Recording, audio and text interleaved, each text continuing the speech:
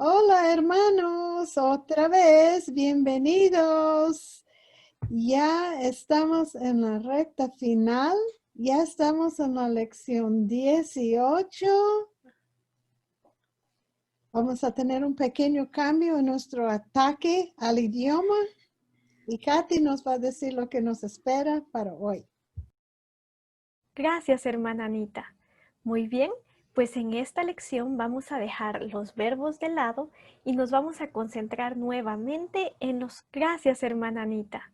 Muy bien, pues en esta lección vamos a dejar los verbos de lado y nos vamos a concentrar nuevamente en los sustantivos. Ya hemos aprendido los sustantivos de primera declinación y los de segunda declinación. Y en esta lección nos enfocaremos en la tercera declinación.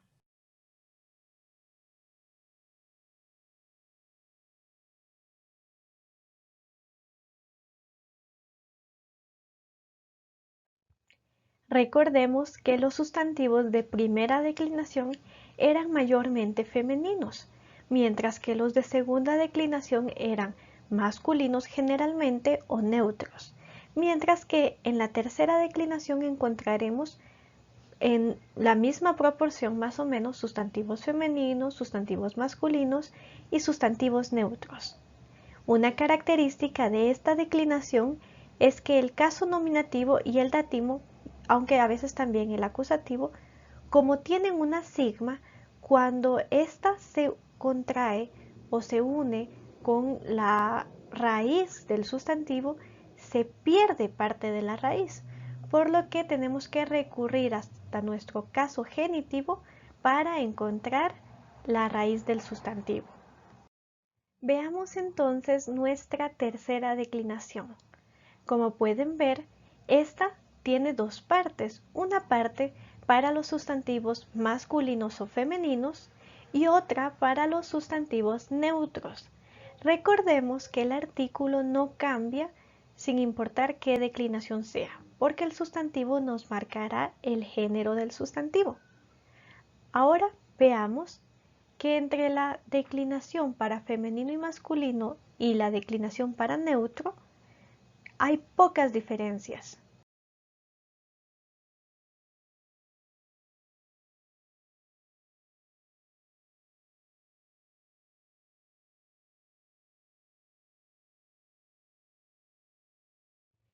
Enfoquémonos primero en las similitudes. Podemos ver que tanto en singular como en plural se comparte la forma para el genitivo y el dativo, para los géneros femenino, masculino y neutro. También en el caso nominativo singular podemos ver que ambos pueden terminar en sigma, aunque también los sustantivos neutros pueden terminar sin esta consonante. Una última característica o similitud es que en el neutro tanto el nominativo como el acusativo son iguales. Las diferencias entonces son, por ejemplo, el nominativo y acusativo del masculino y el femenino son diferentes y también el acusativo es diferente entre la forma femenina y masculina y la neutra. Un último aspecto a considerar en esta declinación es que se le suele llamar una declinación de consonante, porque como podemos ver, en varios de sus casos la declinación que se agrega empieza con sigma.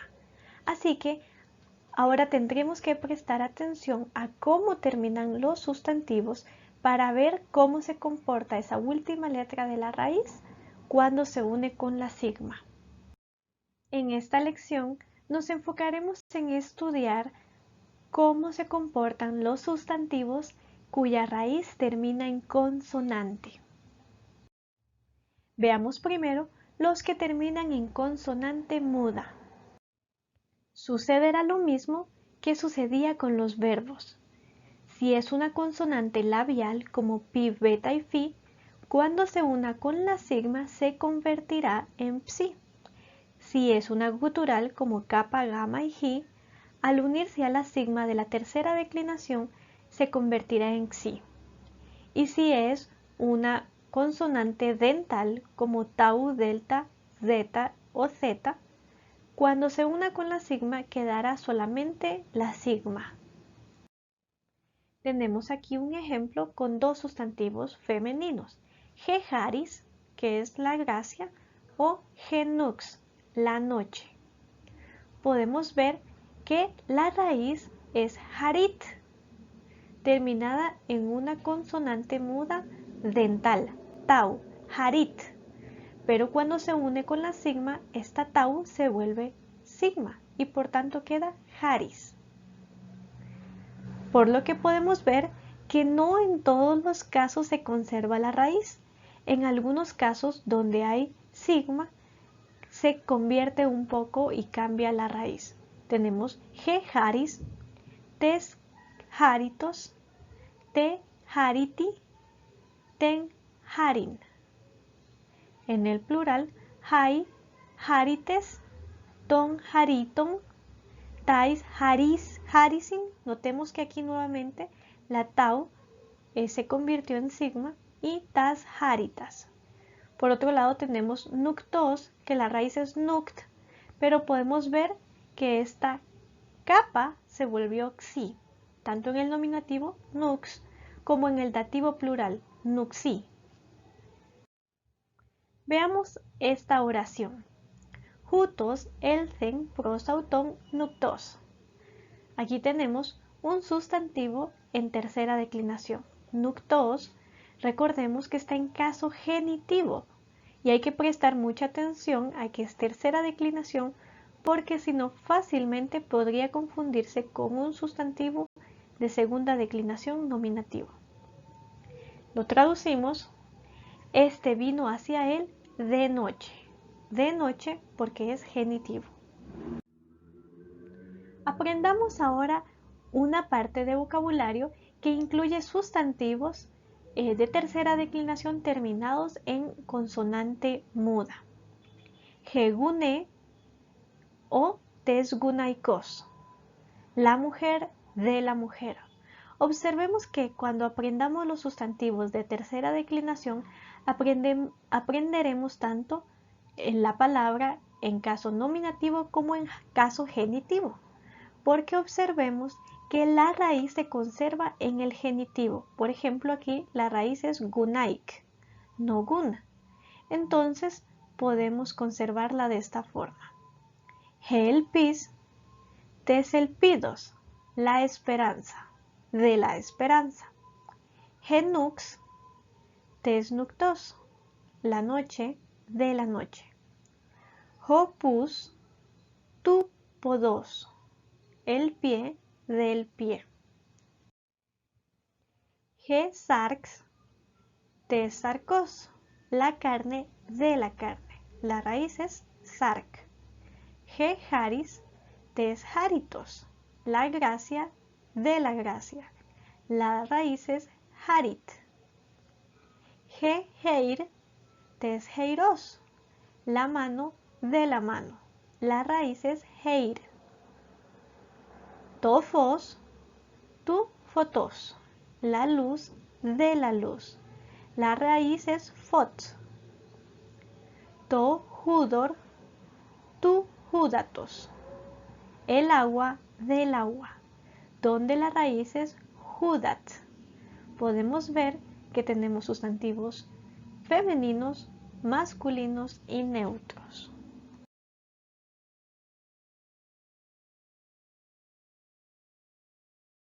La gramática y el vocabulario griego esconde muchos tesoros teológicos que tenemos que trabajar escarbando para descubrirlos. Es cierto que muchas personas, aun las que no han estudiado el griego, han oído del sustantivo charis, que se traduce al español con la palabra gracia.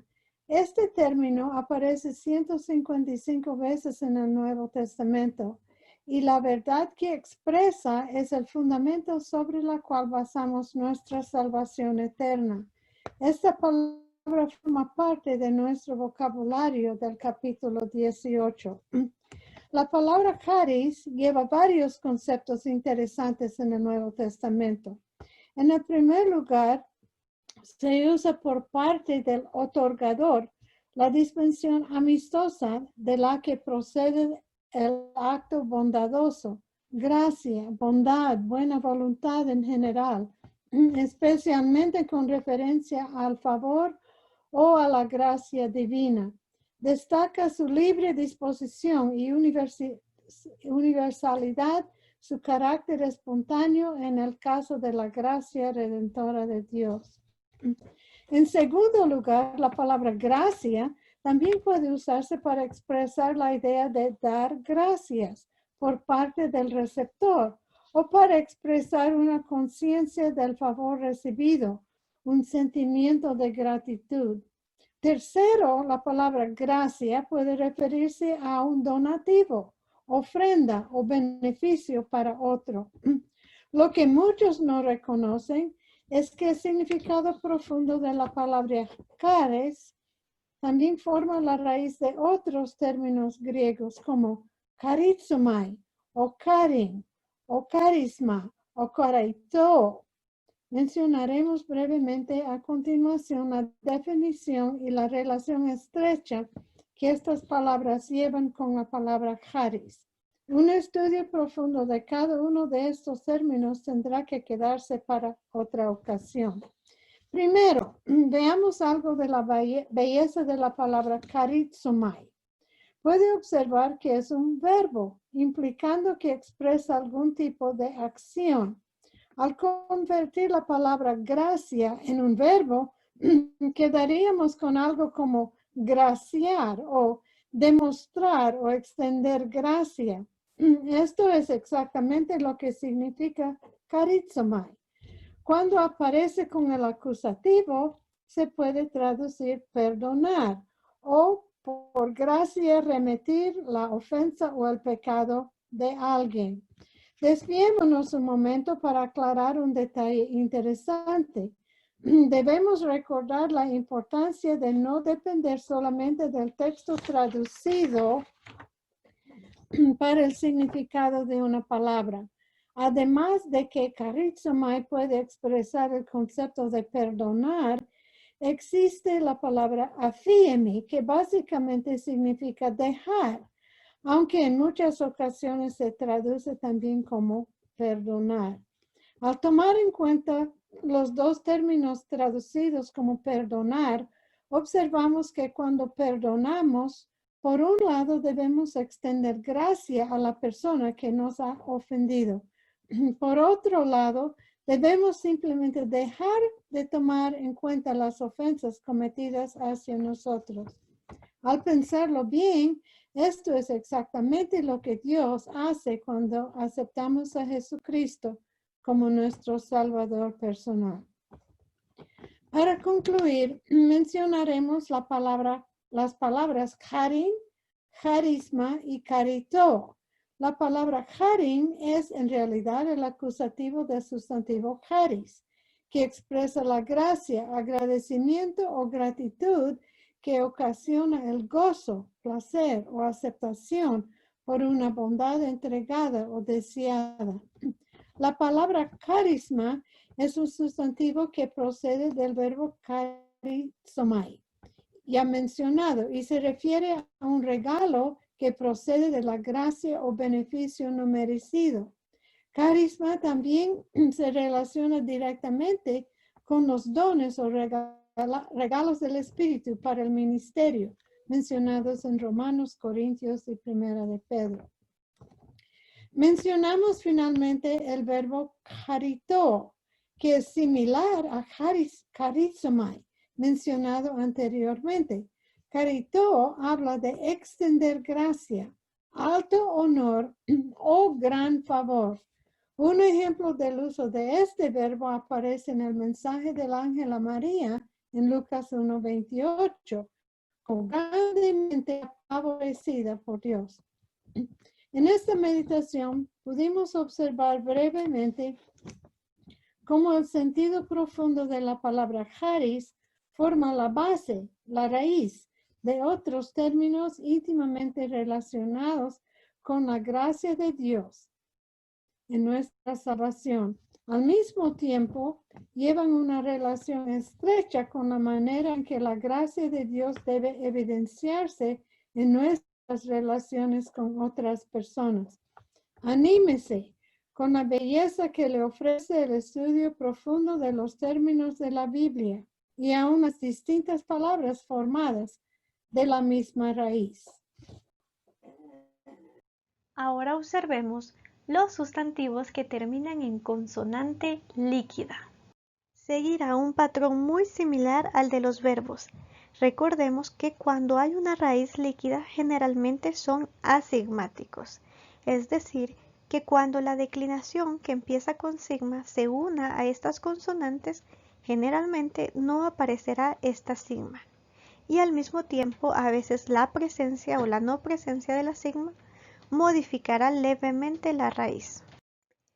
Veamos este par de ejemplos de sustantivos masculinos. Joaner, jopatera. O en genitivo, tu andros, tu patros. Recordemos que para encontrar la raíz debemos de ir hacia el caso genitivo. Andra, patra. Aquí podemos ver que, por ejemplo, cuando ha tenido que encontrarse con una sigma, entonces cambia levemente su raíz. Jo-anera, jo-patera. En el dativo no perdió la sigma, pero añadió una alfa antes para que pudiera sonar natural. Tois andrasi, tois patrasi. Traduzcamos esta oración. Ho pisteueis hotiego ento patri, kai pater en emoi estin. Aquí tenemos dos veces el sustantivo padre, una en caso dativo y la otra en caso nominativo. Lo traducimos entonces: ¿no creéis que yo en el Padre y el Padre en mí está? Observemos que hay un punto y coma al final que nos recuerda que es una pregunta. Aprendamos ahora algunos sustantivos masculinos, femeninos y neutros que su raíz es terminada en una consonante líquida. Joaner, tu andros, el varón del varón. Jo arjón, tu arjontos, el gobernante del gobernante. Jo Simón, tu símonos, Simón de Simón.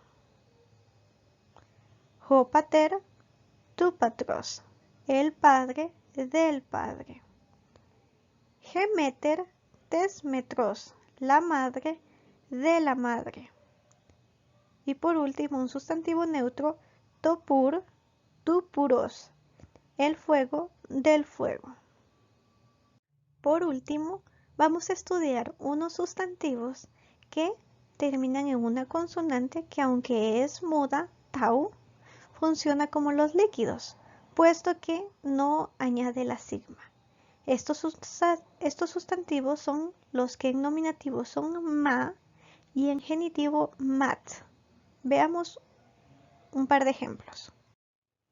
Cuando un sustantivo termina en tau, pero no solo en tau, sino en mat, entonces cuando se une con la sigma, esta sigma no aparece. Veamos un par de ejemplos. To neuma, to soma. Estos sustantivos que terminan en ma, mat o ma, matos, son siempre neutros. Tenemos aquí to neuma, to neumatos. To soma, to somatos. La raíz es neumat y somat, pero se ha perdido la sigma.